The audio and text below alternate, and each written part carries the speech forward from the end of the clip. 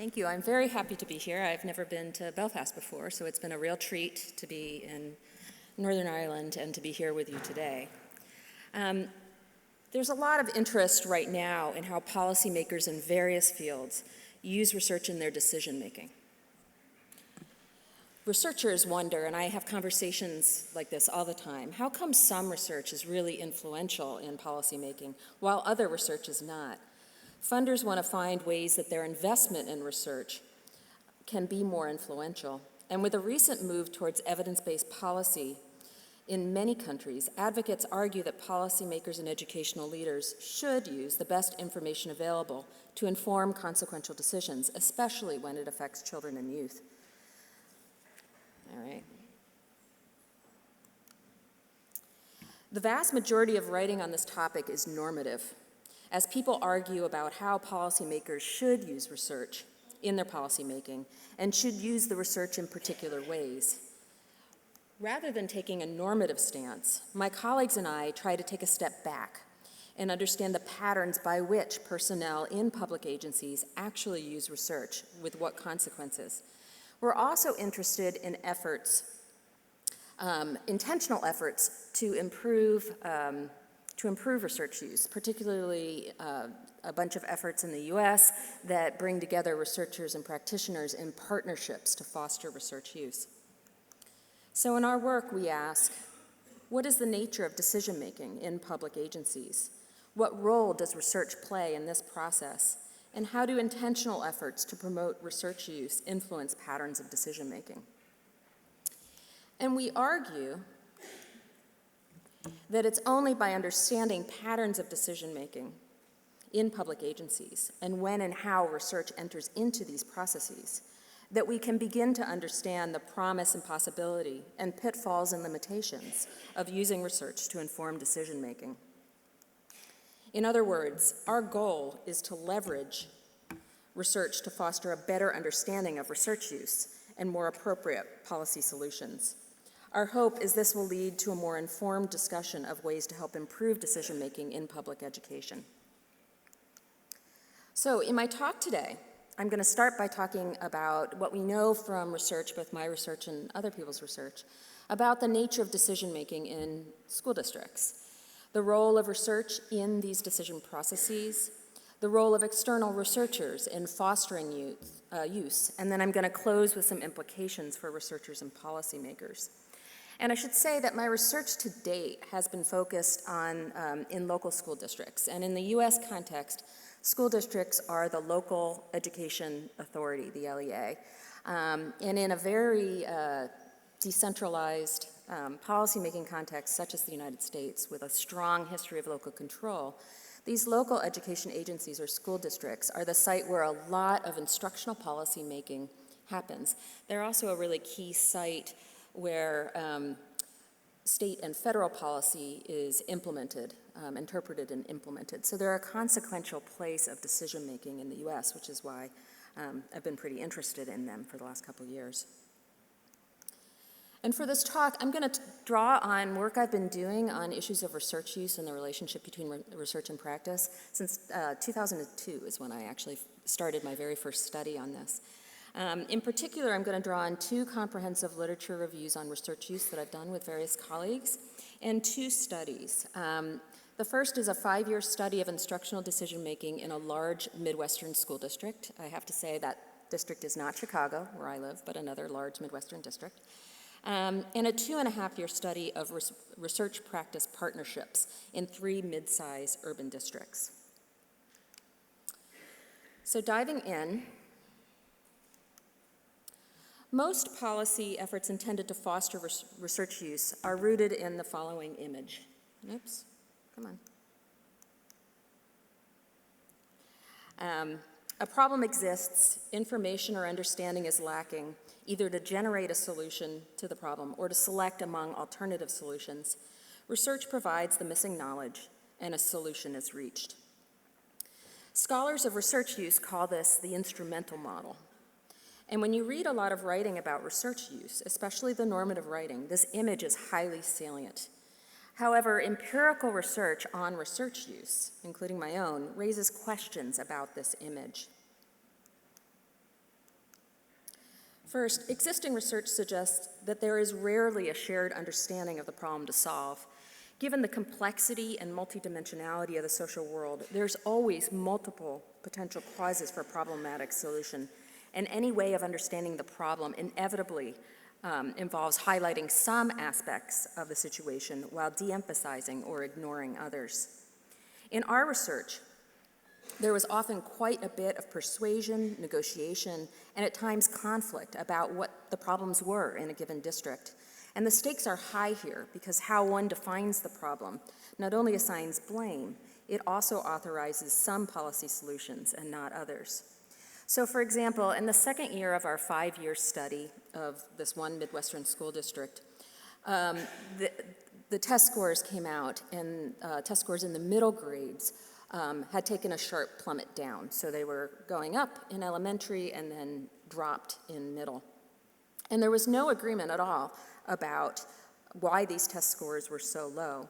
Some argued that it was because the curriculum was of poor quality. This was in spite of the fact that the curriculum was actually had quite good evidence of its efficacy. Others argued that there wasn't a problem with the curriculum. In fact, the curriculum was excellent, but teachers didn't know how to use it. And still others argued that the problem was not the middle school curriculum, but the elementary curriculum, which wasn't adequately preparing students for middle school math because they weren't teaching students the basic skills. So as you can see, each of these ways of understanding the problem puts the blame in a different place, and importantly, would lead to a very different policy solution. Second, decision-making is not a single event. Rather, as Carol Weiss has taught us, decisions accrete.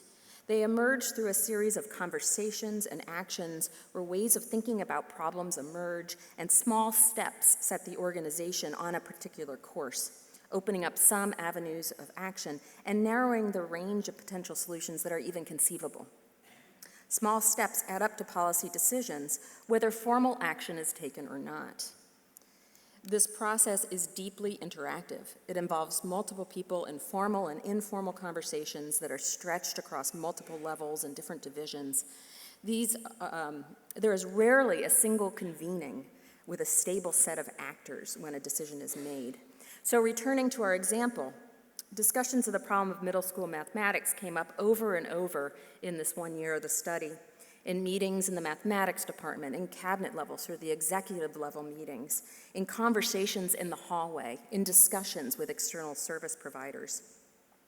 Over time, key decision makers came to understand the problem as not having to do with middle school mathematics, but having to do with the elementary school curriculum.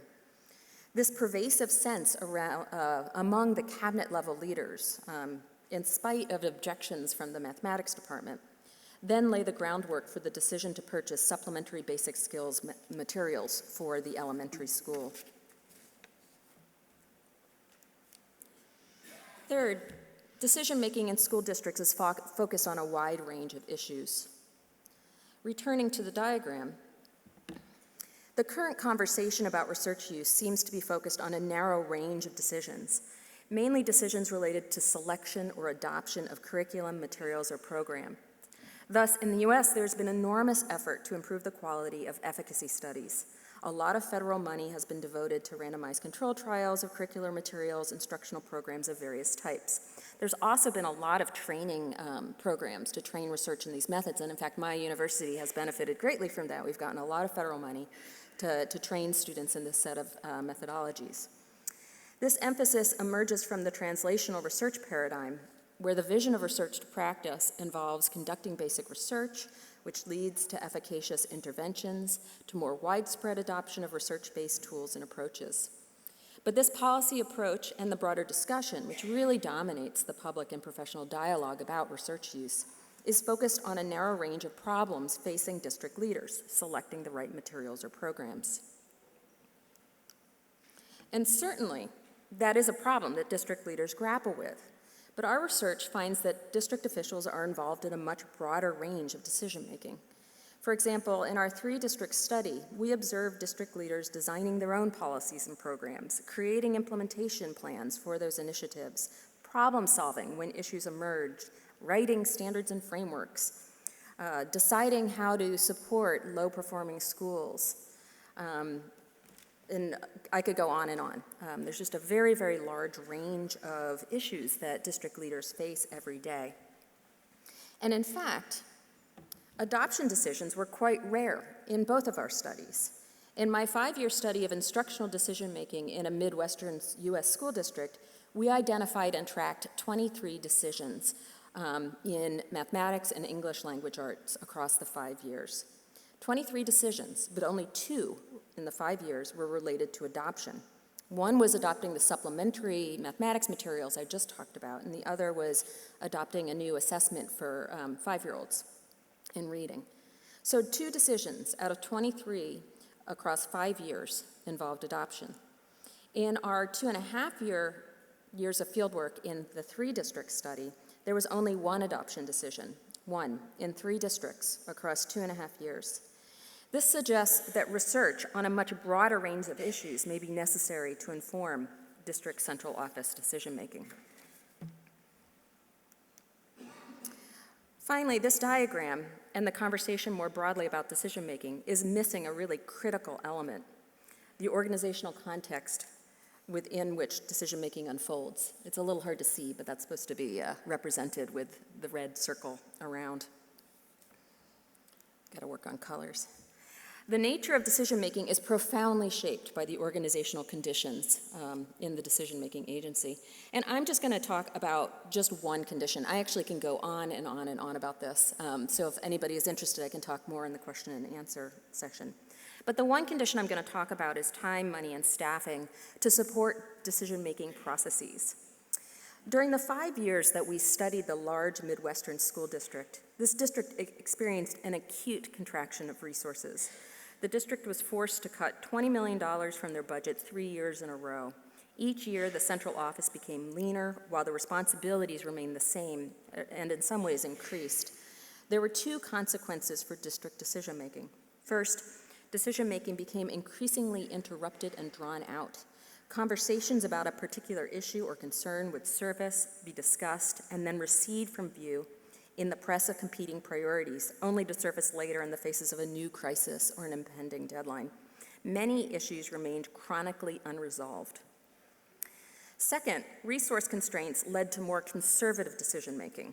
That is, solutions borrowed heavily from pre-existing district practices. In the crush of impending deadlines, district personnel tended to reach to the familiar as the basis for solutions. So for example, in the first year, 20% of decisions involved what we considered to be conservative decision-making, compared to 57% in the second year and 63% of decisions in the third year. So these are some of the qualities of decision-making in local education agencies. What do we know about the role of research in these decision processes? In the conventional image of research use, when policymakers have a problem, they turn to research, which provides missing knowledge. A solution is hopefully reached. There are 2 assumptions related to the role of research built into this image. One is that the meaning of the research is self-evident. The second is that the main role that research plays is filling a gap in knowledge at the moment of decision. However, our research, and also that of other scholars, has repeatedly shown that research findings do not speak for themselves. Research use is, at root, an interpretive process. When people engage with research findings, they must construct their understanding of what they mean, and it is these understandings, rather than the original research, that guide decision-making and action. Furthermore, available research doesn't always point directly to an appropriate solution in a given context. So there's a space between a given finding and appropriate action, and interpretive processes play a central role here. People tend to draw on their existing beliefs, values, and knowledge as they make meaning of the research and as they draw implications for solutions.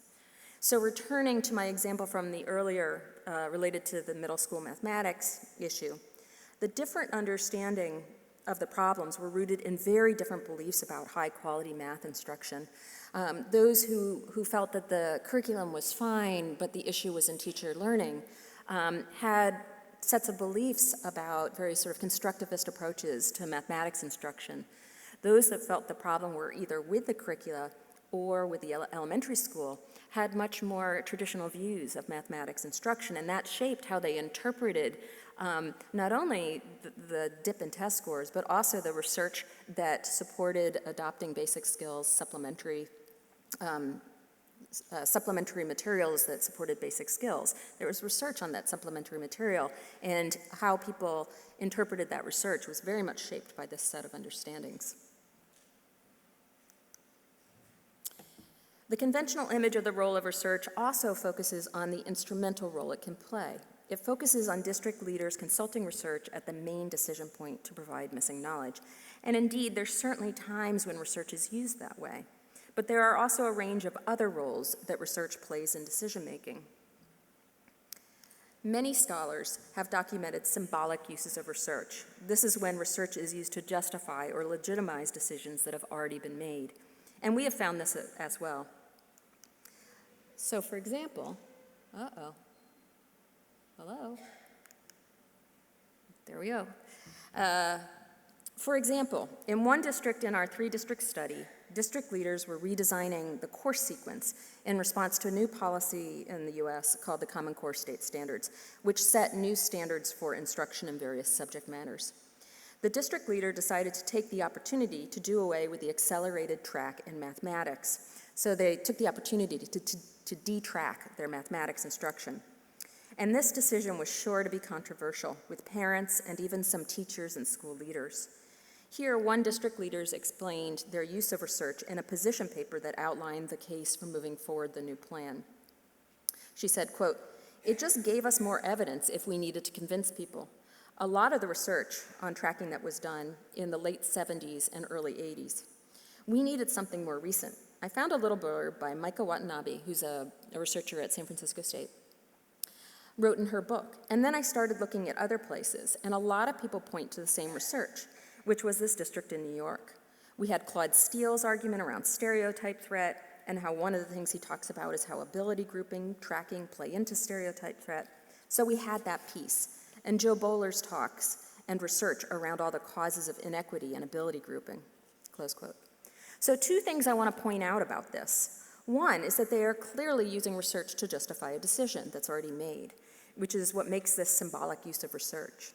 But I also want to point out how steeped in the research this district leader is.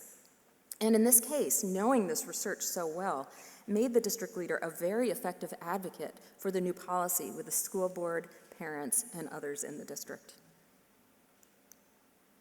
Scholars also point to what Carol Weiss calls conceptual use. This is when research concepts or findings provide decision makers with new ideas, new concepts, or new generalizations that influence how they view the nature of their problems or what they see as appropriate kinds of solutions. So the research does not feed into the decision directly. Rather, it shapes the beliefs and understandings that decision makers draw on as they consider issues to address and evaluate potential solutions. For example, in our 3-district study, we asked district leaders to name a piece of research that they have found useful in the last year, if any. And one district leader explained the following. They named a particular researcher who shall remain nameless because he's probably a member of BERA. So-and-so makes me think conceptually. He wrote an article which is what got me into multiplication as scaling. Stop teaching multiplication as repeated addition. I've cognitively been thinking about what that means, how it could happen, how you could do that. That's a huge mind bender for me. It's more conceptual, I guess, close quote. So here, reading the article caused this district leader to think differently about mathematics teaching. This was significant because the leader was in charge of designing professional development for all primary grades teachers in the district. And she was also involved in designing the new core curriculum for the district. So this was both useful for the individual, but also consequential for district policy. And we were able to sort of trace how this set of ideas, plus some others that came up in the math department, actually made their way into the core curriculum design in the district. So conceptual use of research was very salient in our 2 studies, and it's largely ignored in the debate on research use. Finally, in our 3-district study, we identified an additional way in which research can play a role in decision-making, one that we don't see discussed in the existing literature. We call this the development of research habits of inquiry. After several years of engagement with researchers, several of the districts developed ways of investigating the nature of their own challenges that are more typical of the research world than the practitioner world. We have observed them routinely questioning the empirical evidence for each other's claims, saying things like, "How do you know that?" And then somebody will say, "Here's why I think I know that," and then raising questions about kind of the anecdotal evidence base upon which they're drawing inferences. We've also seen people in this district discussing strategies for learning about the issues that involve standard research techniques, for example, sampling. So, for example, the leadership in one of our districts decided that they wanted to each interview a teacher to see how they viewed the challenges related to improving middle school mathematics in the district. So they decided to randomly sample teachers to interview. And I actually did the observation of this meeting. They came back and they were looking at the list of teachers that were randomly sampled, and they noticed and used this language that random sampling overrepresented the larger schools. So then they discussed how to oversample the small schools to ensure that they had an understanding of the range of issues of middle school teachers. So this conversation happened without a single researcher present except for me, and I was taking field notes and was not participating. Extended work with researchers seemed to lead to an appropriation of some of the concerns, terms, and habits of inquiry of the researchers. Now I'm going to talk about what role researchers play in district research use. The conventional image of the role of researchers is as a source of research. They provide access to findings. And indeed, in both of our studies, we found quite a bit of evidence that engagement with researchers fostered greater access to research. So, for example, recall that we identified and followed 23 major instructional decisions that unfolded in a 5-year study of the single school district. One of the things we analyzed was when and under what conditions research was invoked during deliberations in these decisions. And we found that research was much more likely to be invoked by district leaders when there was a researcher consulted or involved at some stage in the process. And you can see that here with the percentages. However, access did not always lead to use, and in the 5-year study, even when partner researchers brought research findings to the attention of district leaders, the research did not always play a substantive role in decision processes. We found substantive use, in other words, when research was more than just a passing mention, in only a quarter of the decisions when the external researchers brought it to district's attention, and not at all when district leaders invoked research in decisions without the involvement of researchers. However, in our study of the 3 districts, we found quite a bit of substantive use of research, and we found that it was related to researchers taking on some different kinds of roles. First, researchers fostered use by facilitating sense-making of the research findings. In these cases, researchers did not simply present their finding or provide an article or mention what the finding was. They facilitated highly structured meetings with district leaders to assist them in making meanings of the findings. For example, each spring, one research partner in one of our 3 districts met with a cross-section of district leaders to engage them in a structured discussion of their findings. As part of that discussion, they asked a series of questions to assist the district in thinking about the findings in a systematic way. What does this mean for teachers? What does this mean for school leaders? What does this mean for supervisors of school leaders? What does this mean for upper-level district leadership? Over the course of our study, we saw district leaders increasingly ask each other those questions in other sort of settings where the researchers weren't there, and to work more intentionally to address some of the issues raised at multiple levels of the system, beginning to really think about their problems as being nested in multiple layers. According to district leaders, this systemic approach is not something that they did prior to their work with the external partner. We also saw researchers foster use by bringing research concepts into co-design processes.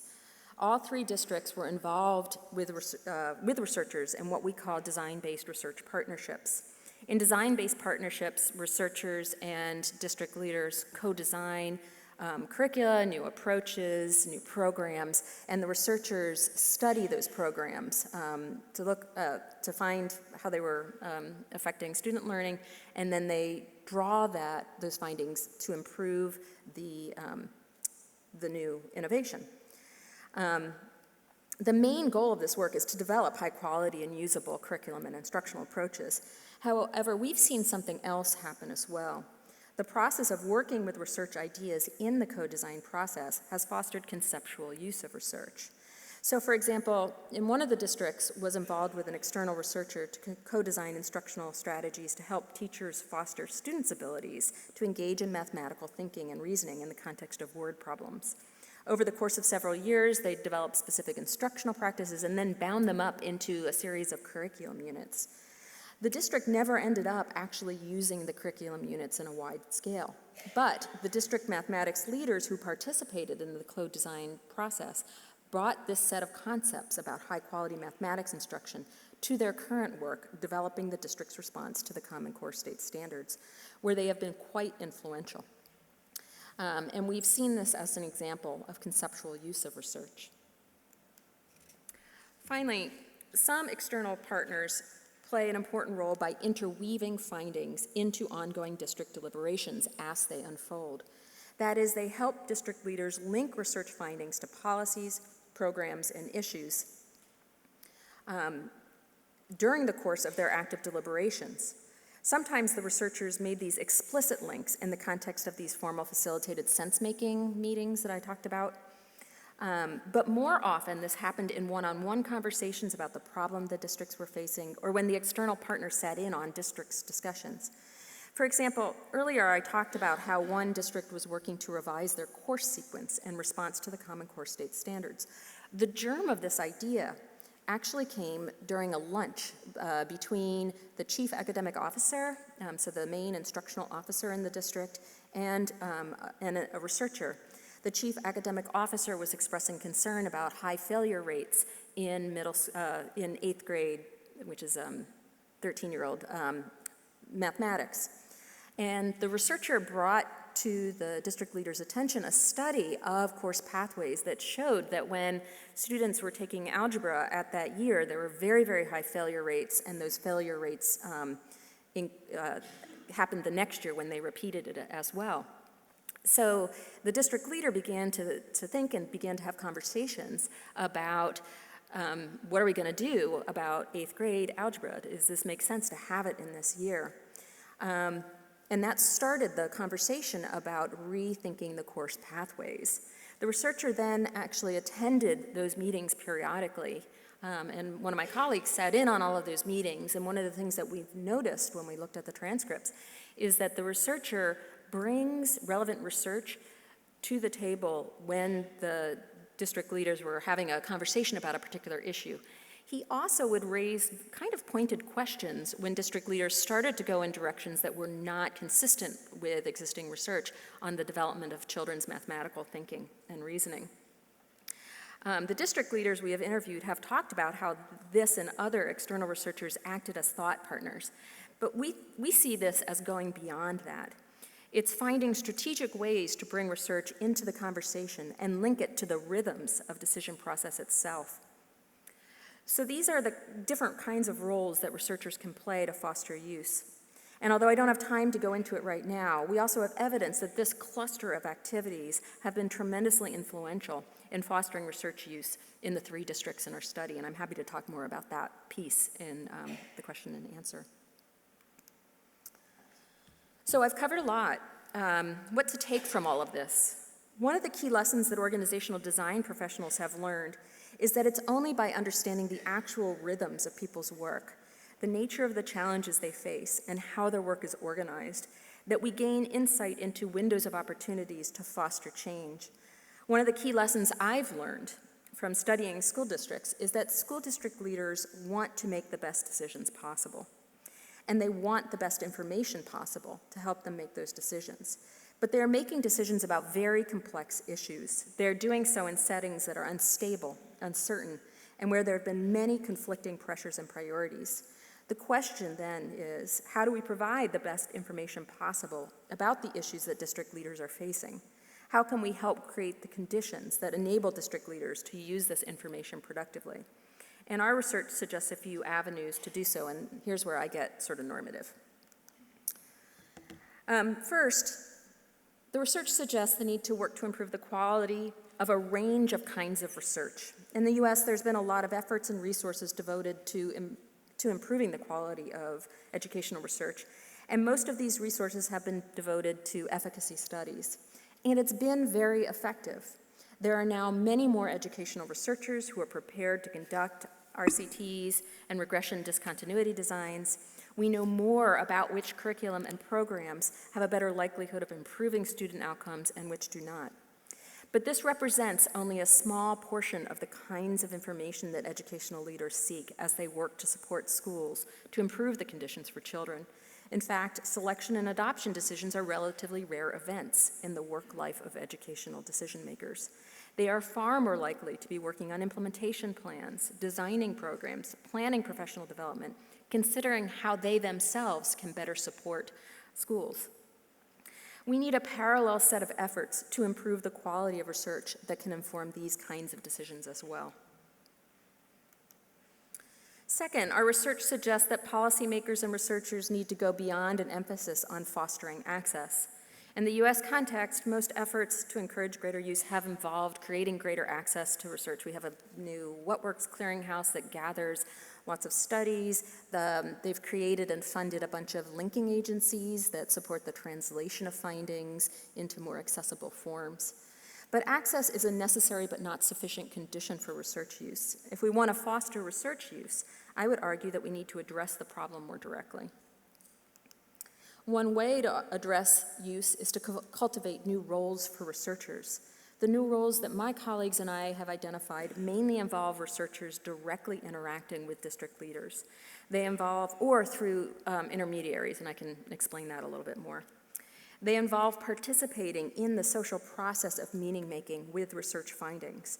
They involve coming into a decision process at multiple stages, even at a place where the fact that there's a decision to make hasn't fully been realized.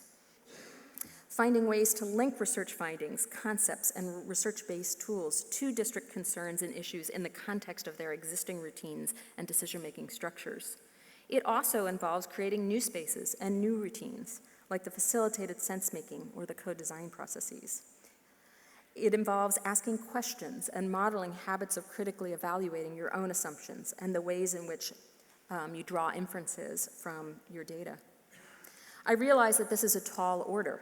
It's not always realistic for researchers to have this level of involvement in districts, and many local education agencies don't have a university in their backyard. In the US, there's been some really interesting attempts to address this issue, and I'm happy to talk more about that in the question and answer session. Fourth, there needs to be greater attention to fostering better conditions for decision-making in districts and other policy-making settings. Part of the challenge is finding ways to create conditions that enable decision makers to engage with new ideas and each other in ways that cause them to question and rethink their assumptions about the nature of the problem, and to open up to new ideas rather than discount them if it goes against their pre-existing assumptions. In the districts in our study, this appeared to happen when deliberation involved individuals with diverse points of view and enough safety to be able to voice these points of view, enough time and staffing to reach out and investigate new ideas and spend time discussing them with one another, and time to engage with research outside of high-stakes decision-making contexts, so not in the cabinet meeting, but prior to the cabinet meeting in other kinds of lower-stakes environments.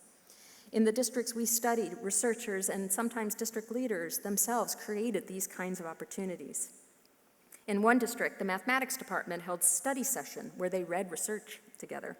And actually in the same district, the superintendent in his cabinet meetings they spent 1 year of our study studying issues of equity, and they brought research in, and for one half of the cabinet meetings, they read research together. It was pretty remarkable. It was these kinds of, in other settings, researchers carefully designed and facilitated conversations with teams from the district to engage with their research.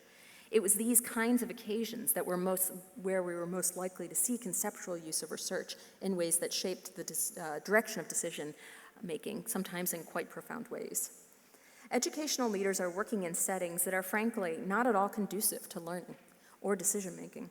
In order to improve the quality of decision-making and the role of research therein, it's important to attend to the conditions for decision-making in public agencies as well.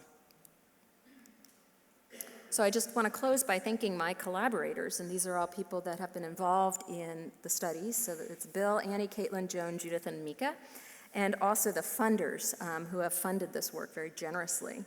And then also to invite you to stay tuned. My colleagues and I, a year ago, were awarded a 5-year grant from the Institute for Education Sciences to create a national center to study research use. It's called the National Center for Research in Policy and Practice, and we're pretty early on in our work. So I invite you all to come visit the website, and the director of our center is very active on Twitter. She's embracing social media. So we have a Twitter account and also a blog. So thank you so much for listening to me, and I welcome your questions and comments.